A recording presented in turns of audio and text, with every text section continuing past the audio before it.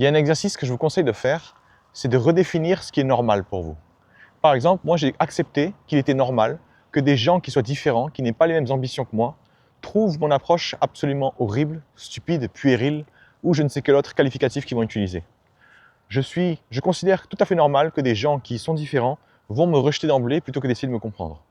Et enfin, je considère aussi normal que des gens vont, on va dire, déverser leur haine sur moi de temps en temps, parce que justement, ils ne savent pas gérer leurs émotions.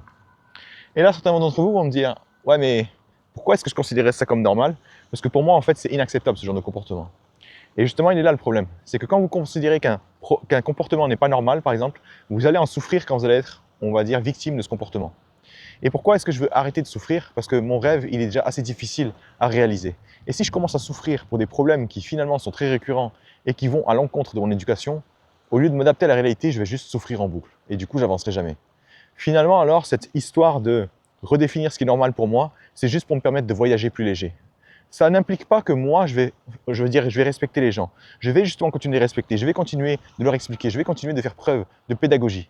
Mais je n'ai pas à leur imposer la même chose parce que toute évidence, ils n'en sont pas capables.